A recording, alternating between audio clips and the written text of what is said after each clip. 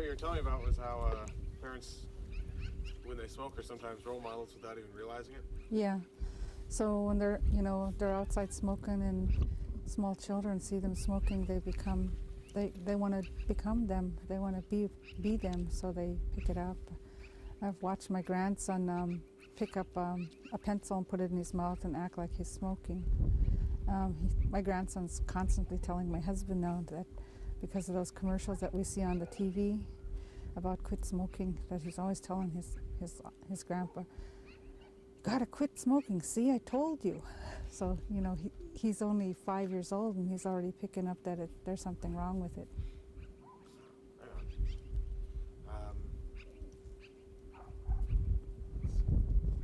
Now, do you see any role that elders play in either smoking or not smoking?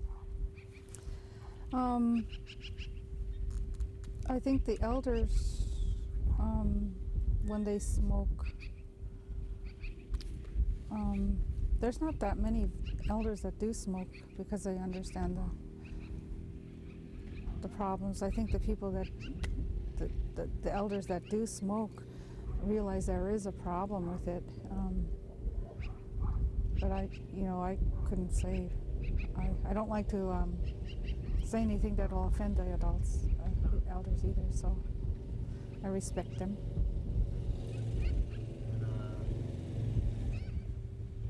I think that's about it. The only other question I had for you was, given the program that you did that really got the whole community involved, do you have any advice for people in other villages? It starts out, with an idea in your head of what you can do, and if you just work with one set of people, if you just work with one small little group, if you think of that little tiny group working together to do something, it's really small. But if you start with, our village is maybe about 75 people when they're all here right now in the wintertime.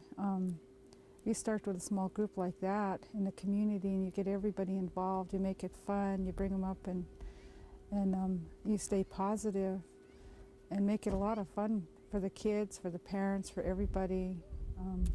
Have potlucks or whatever, just make it fun and play games together while you're learning about cigarette smoking and how to quit. I think the more people you get involved, the people that aren't smoking to come and help people that are trying to quit, so that they are knowledgeable who those people are, so that they can help them through that. And sometimes when they're having an urge, just to be able to call somebody and say, "Can you go out for a walk with me so I don't smoke?" Makes a big difference. Very good. Is there anything else that you'd like to add about anything that we've talked about? You asked me a question earlier and I kind of got spaced out about I started that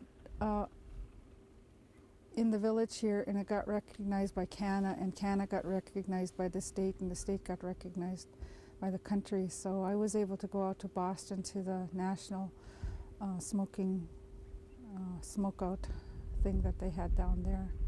It was really awesome to be able to be a part of that. And because I did that, I think more and more we were able to get more funding for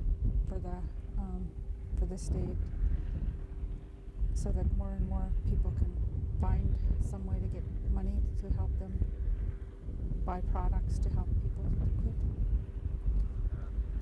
And now, what do you know? What some of the main reasons that your program got such high acclaim?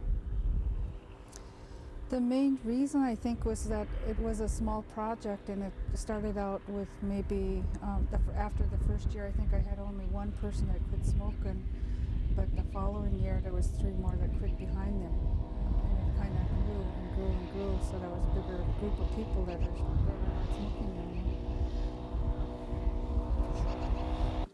Hold on.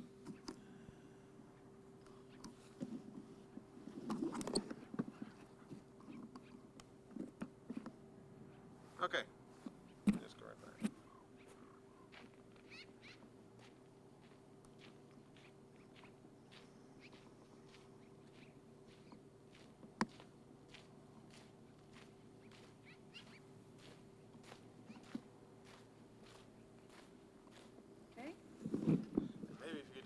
same thing in the other direction. Just go 100 paces that way and come right back by.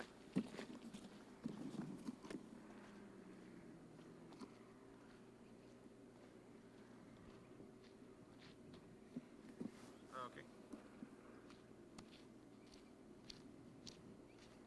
Cheyenne, go for a walk? Huh? Go for a walk? Huh? Yeah. Go for a walk? Yeah. Yeah. Go for a walk.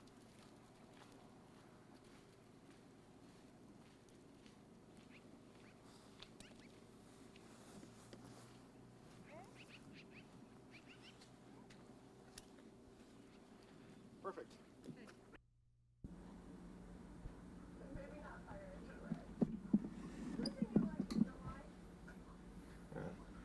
Well, first of all, just say your name and spell it so I make sure I have it correctly.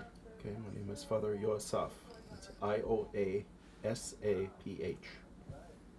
Yeah. And, well, first of all, what are your feelings about being here for Alutiiq week as well as for Lent? It's been really enjoyable. This community is pretty special. The people tend to still really work as a community, and it's wonderful to see. The dancing just kind of shows that. You know, there was such joy in that dancing. All right. And I guess well, I think I'm picking up the TV a little bit. Well, secondly, I know I kind of got you ready for this question yesterday, but talk a little about how you see the church fitting into both the community and into traditional celebrations like Alutiiq week. Well, the Orthodox Church, when it came, what it found here was already a monotheistic community. The gospel message of the incarnation of God was received well. What was preached was a fulfillment of that. And as far as the community values and disciplines of the Orthodox Church, they really aren't that much different from traditional, values and disciplines. So things fit in very well, except for the brief period under Baranov and Shelikov, which was a bad time for the native people. Afterward, the opportunities of education and success in business, the military, the Navy, all these different things opened up for the native people to the point where I believe that almost all of the senior managers of the company, by the time it was sold to the Americans, were either native or Creole. Oh, and I think that's just about it. Let me pause it for just a second. It's still quite a force. Well, the church is a force. There's an old truism that the church does very well in times of hardship and persecution, and that in times of plenty and wealth and opportunity, people choose otherwise. And we see that in the villages. But still, at the base, I think almost unanimously, most of the people in the villages would claim to be Orthodox, to whatever level they practice it. Of course, the church doesn't rule the villages, and people are free, but for the most part, in most of the villages of Kodiak Island, not all, but the Orthodox Church is still the primary form of worship.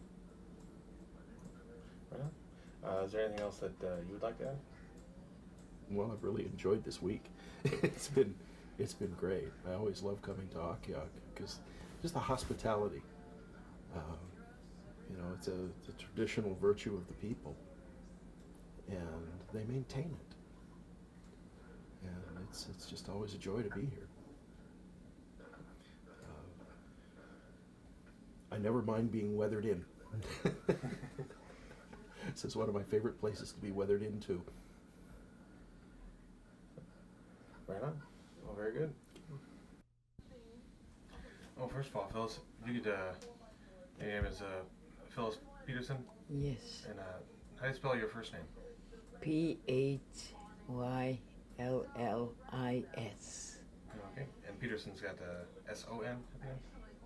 Peterson.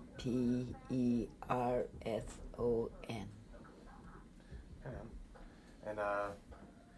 And you lived here your whole life?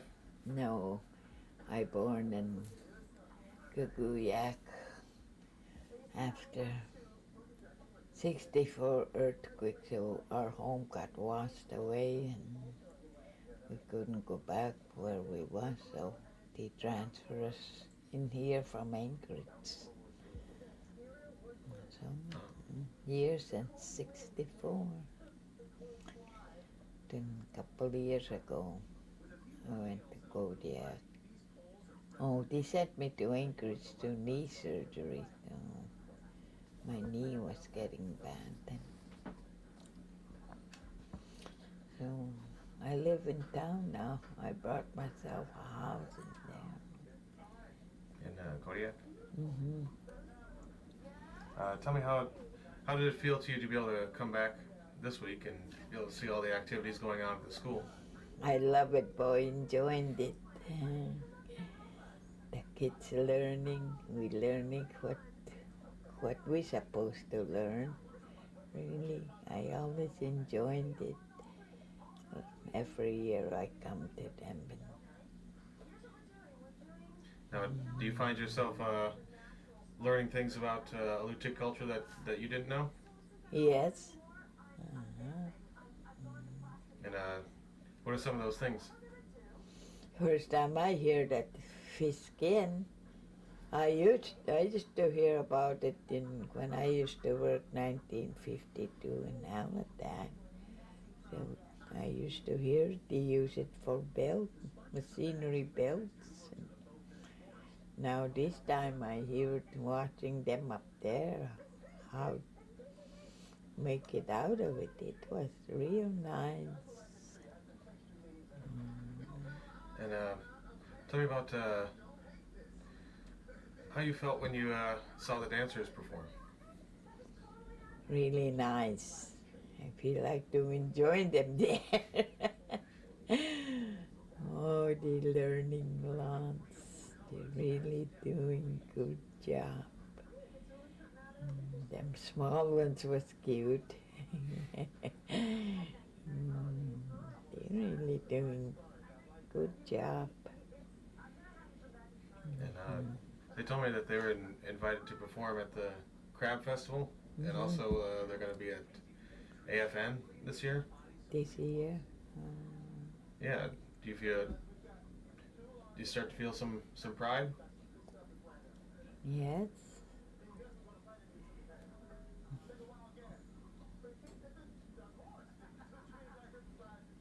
Nice to see them in there. I know I keep telling them, keep it on, keep it on. Some days you'll go where you don't know the place. You guys have a nice traveling someplace all over the world. If you guys keep it up. You guys doing good job. Now, when you were younger, did you learn those dances? They used to dance like that, but I was small and I didn't really know how. I enjoyed them. And then at some point they stopped doing it? Yes, most of them they stopped them, old timers, they're gone, they don't know now. Now they're starting again, they're really nice. You think well, tell me why you think it's important for the kids in school to be able to learn the old language and the old culture. Yes.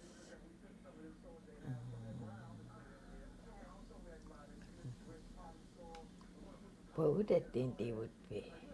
I don't know them, I would learn, you know.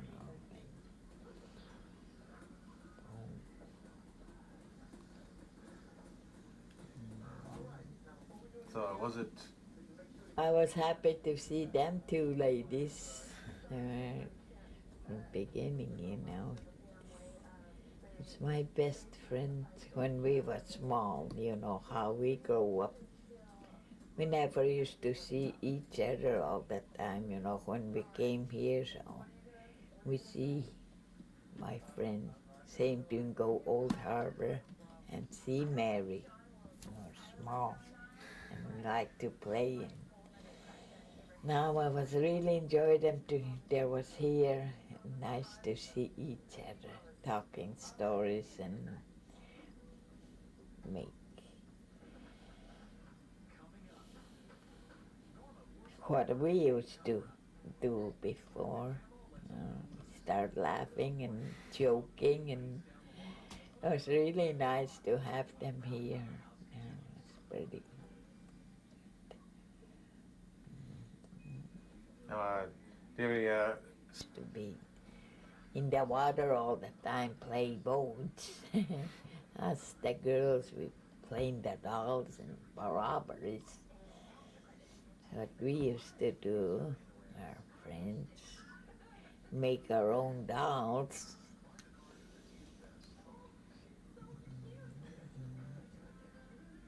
Don't know, I wasn't going with that. I think that was Florence's father built that, I think. Or this one is 65 or 70, somewhere around there when the peoples come around. Used to be hardly any, when we used to come around, you know, the whole bunch of them down that end, just halfway. This one just a hill, no houses. No, building the houses and things. Nothing going over there now. On this side only. And if you could tell me about. I used to be expected all the time. So scared. One little thing I got scared, and what's gonna happen? Because we didn't have no phones then, we didn't have nobody to alert us and what's coming or what's going on.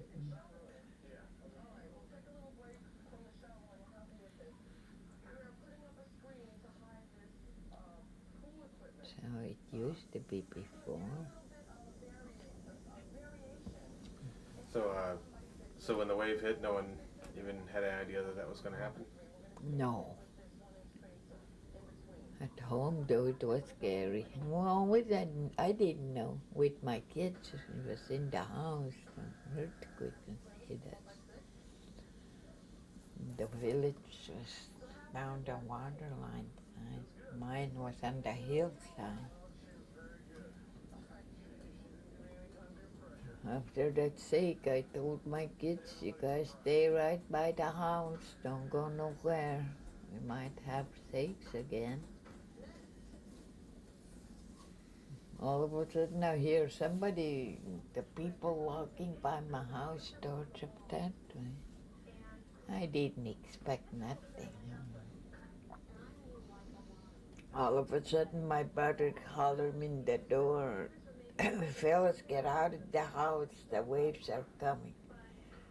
Me, I didn't even get scared. I went to the bedroom and see the bay. Sure enough, that water was still racing up, so I just grabbed my kids, I went over, turned around by my house to that little hill. Right behind me, there's the caves and drums right missed us. We just made it to that little hill there. I told the kids not to get scared, so we'll say walking slowly to hillside. look back from the hillside, was nothing left in a house. Nothing.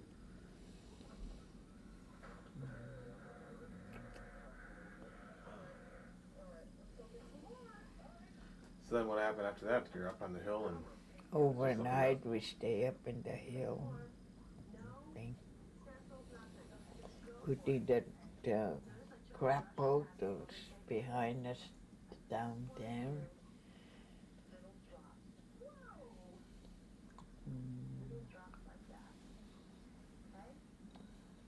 My Uncle Joe used to have first thing the older ones we did not know phone. They used them old timers radio to hold of each other.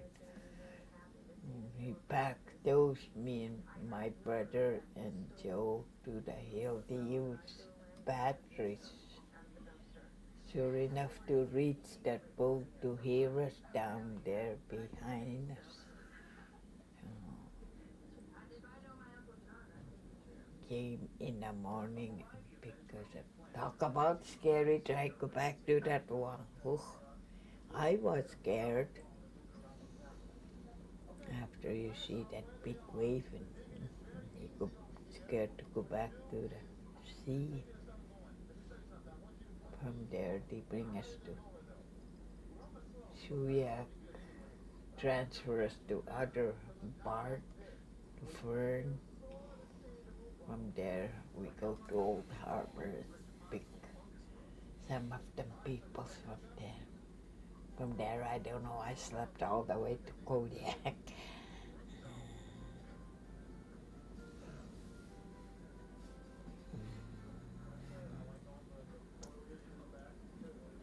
and then eventually you moved. Everyone moved to here. 1 month after, yeah. April month they move us down here. I used to smoke. Now it's nothing. I think they can't learn. I have to tell them to get used to that. I try how many times trying to quit. No. Even we know it's bad, we keep taking it. Really bad.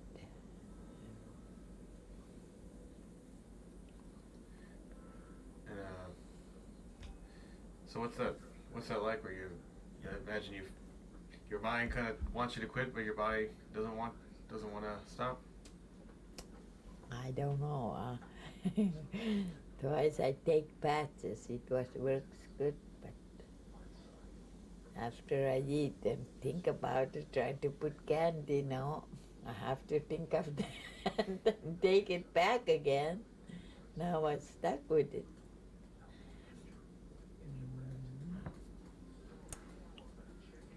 And now what do you think about when you see some of the younger people that start smoking? Like I interviewed some of the teenagers here, and that already smoke or have already been smoking and then are working on quitting. I don't know, now they're smoking, I don't know.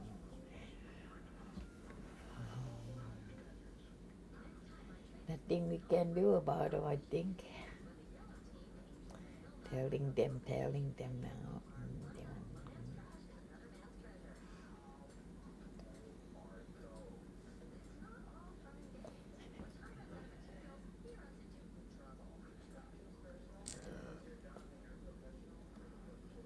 So you feel like even if you tell them not to smoke, they still wind up doing it anyway? Mm-hmm. That's too bad. How bad it is? They don't let them. It's no use. They find out themselves later, too late.